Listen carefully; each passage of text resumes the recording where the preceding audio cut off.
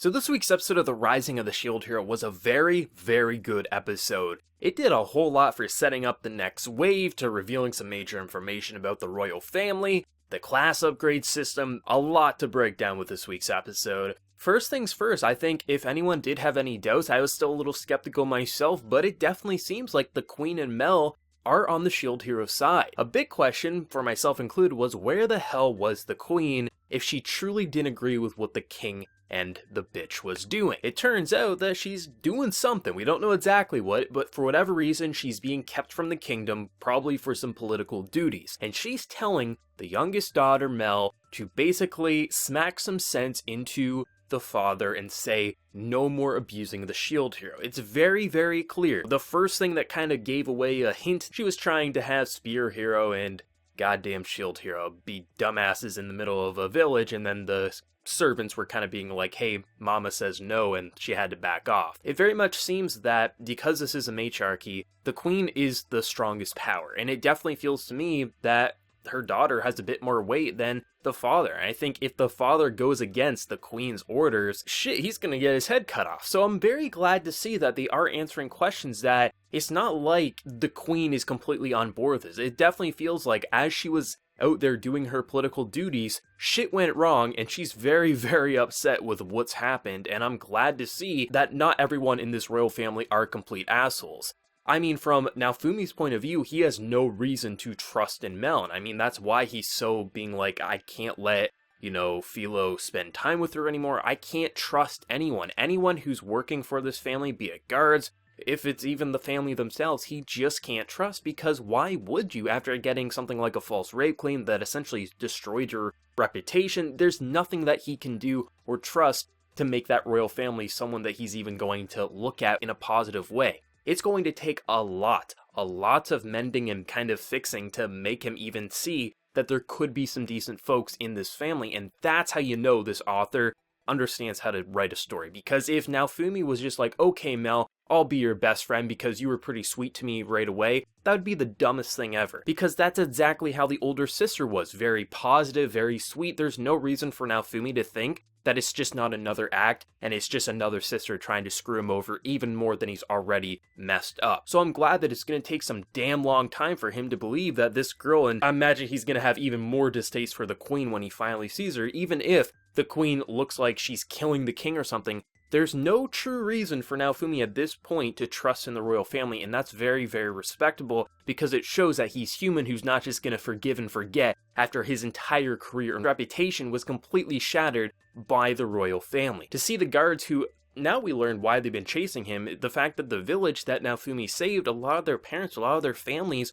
were saved because of the Shield Hero, and I like how Naofumi does something so in character, both at the beginning of the episode, but also at the end. He says, if you truly want to support me, if you really want to fight alongside me in the next wave, bring me 150 silver. It's a pretty hefty price tag, especially because they're not rich, they're just soldiers. They probably get a decent pay, but to scrap up that much amount of money, that's not going to be easy. And I like how everyone in the background's like, that's such a scummy thing, but that's our Naofumi. But at the end of the episode, when they finally bring him that money and prove that they're that determined, I like how he just gives him that amulet, which is pretty much worth nothing, and says, buy yourself better armor and weapons, I can't have you dying. That's such a Naofumi thing to do, because he's not a bad person.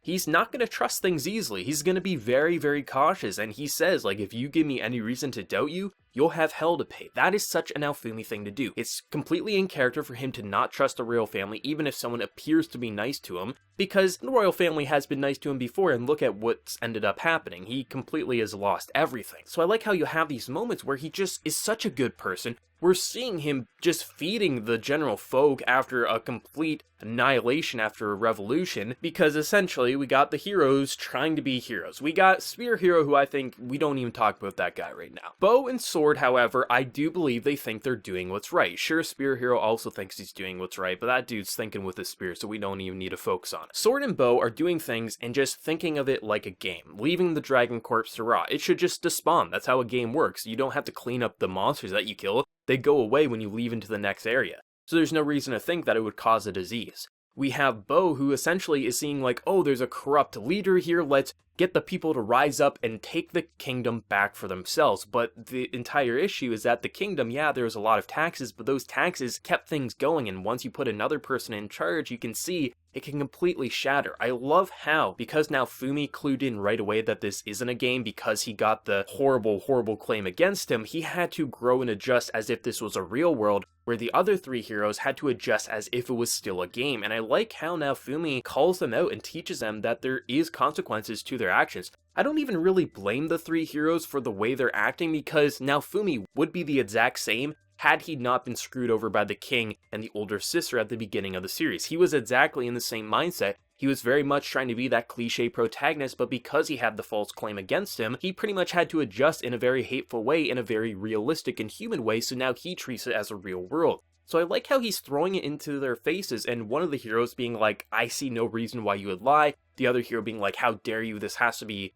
completely false, because Naofumi's taking their rewards for what they did, but they have to realize what's happening. And I think over the course of the story, they will slowly realize, and I think they're going to have some pretty harsh things to realize that their actions do have some severe consequences. But I like how natural that conversation felt. It didn't feel cliche, it didn't feel forced, it just felt like one character being like, that does make a whole lot of sense and I don't see why you would lie, and the other character being like, this is just too much to process. I've been treated as a hero this entire time. This is a game. There's no reason something like this should happen. That's such a great reaction, and I love how Naofumi's not angry in that situation. In fact, he starts laughing when he hears what they're doing, because they're trying to act like this moral superhero when really they're screwing everyone over and killing so many people. It's such a great interaction and really makes you respect Naofumi, but also it kind of reinforces why they are thinking this way, because it is a game to them still, and they have no reason to believe it's not. It's just now that Naofumi is throwing some cold hard truth in their face, they're now going to start questioning things, but I think it'll be a long road ahead before they fully understand what's going on. A lot of fun moments in this episode. One moment in particular that stood out was when Naofumi is pretty much saying like, Raftalia,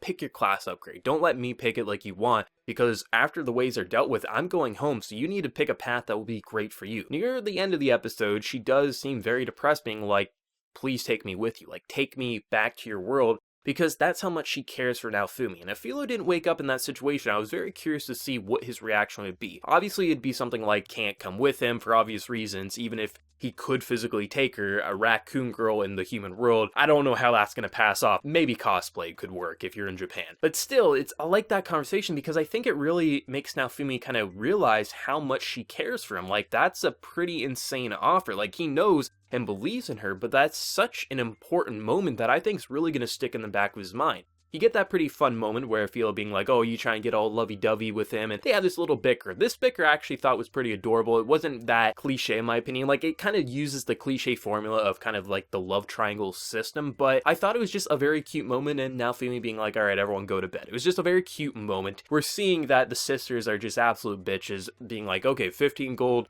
you can get a class upgrade. Oh, you got 15 gold? Shit, we didn't think that. Yeah, you can't. Just get out of here. We're learning, though, there are other kingdoms and he can just go there, but because it will take like 2 weeks to get to one of them, they have to just make do. But I did like the idea that, there's so much at play here. We're seeing that the head of this kingdom believes in the shield hero. However, because she's doing some things either in another country or she's just outside of where they are, she has to essentially leave her husband in charge. And in doing so, we're seeing what's happening. And I can see in her face that she's upset with what's going on. The fact that the shield hero isn't around and she was just talking to her daughter, there's no reason to believe that she was putting on an act, because if she was around the shield hero, sure, you can argue maybe that was an act just to get him to trust, but we're looking from her point of view. Now, Fumi's nowhere to be seen. We can trust in the queen, we can trust in Mel, but there's no reason for the shield hero to. So I like that moment, because you're really seeing that, like, everything's going to shit now that the king's in charge, and we have to essentially survive until she gets back. Sure, we got the daughter who's next in line, but still, the king is still in charge. Even if he gets a direct order, until the queen comes back, there's no reason for that king to fully follow through. So it's really nice, like, by the time she gets back, he could send assassins against the shield hero. Like, there's so much that could happen, so I really like the politic mechanic that's at play. We're seeing everything that's happening here. I like how we're getting some class upgrades here. Not the full class upgrades, but we're seeing that now Fila has some weaponry on her talons there, which is pretty nice. I love how she's a little cautious about it, being like, I don't know, these kind of feel a little weird, but then she starts kicking ass, but then she's completely fine. Not too much action in this episode, but I did like how the slave merchant sends him on the shittiest of tasks, literally in the sewers, walking through shit. That's such a merchant thing of him to do, but, you know, it's just nice that now Fumi's group is growing. Like, he's had some pretty solid support at the start. He had the shady merchant, which is still on his side, giving some free information, and selling him some things that Naofumi sometimes has to lower the price in. We got the blacksmith owner, we got some random merchants, and hell, we even got some soldiers to go alongside in the next wave. Now, Fumi doesn't trust this kingdom. However, if you prove your loyalty to him, some people will have an easier chance at that, like these soldiers. They didn't really do anything against him. They may work for the kingdom that he hates, but they proved his loyalty and he's still going to keep his eye on him, so they have an easier time. Someone like the queen or someone like the younger princess, that's going to take a lot of work. I think the main thing that would get Naofumi to trust in the queen is if the queen really punishes the king. Be it imprisonment, beheading, I don't know.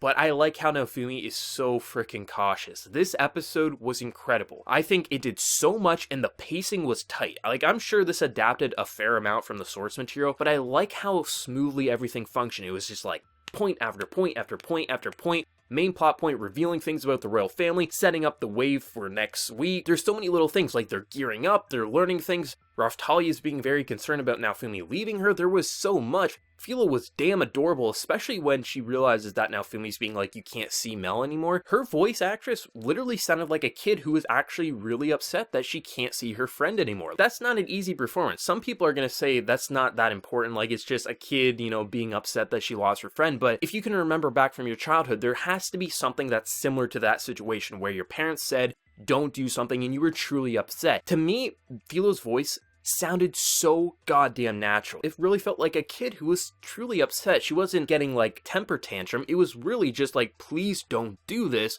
And she was completely crushed. All the voice acting was great in this episode, but that particular moment with Philo really stood out. Even the OST, there's this one track, I don't know how to describe it. It's something like when the shield hero was kind of talking with these soldiers, there's this acoustic track that really eats away in the background. And it's such an emotional piece. It's so simple, but it gets the job done. And then when we have this more slice of lifestyle music near the end of the episode, the soundtrack is so damn good and it really brings out the emotions. This week's episode was really good. I really enjoyed it. For as little of the action it was, I think this was one of the more exciting episodes because there was a lot of reveals, a lot of setup, and I just love how this corruption now has a path that could potentially bring the kingdom back on a decent outcome. I'm really excited to see the future of this series. I'm really excited to see the second core, when we'll probably get introduced to the queen, where Naofumi will fully be able to talk with her and probably want to smack her upside the head. But seriously, amazing episode. I really enjoyed this week's episode. Honestly, I might even put this one as my favorite out of all of them. That's how much I like the advancements to the plot, the characters, and the setup for next week. Let me know what everyone thought of this week's episode of The Rising of the Shield Hero down in the comment section below. Favorite moment, where do you think next week and the wave is going to go now that they do have a larger scale party? Think some people are going to die? Let me know. And be sure to like the video if you did enjoy, and also hit that subscribe button if you're new around here. But until next time, everyone, please take care and have a good one.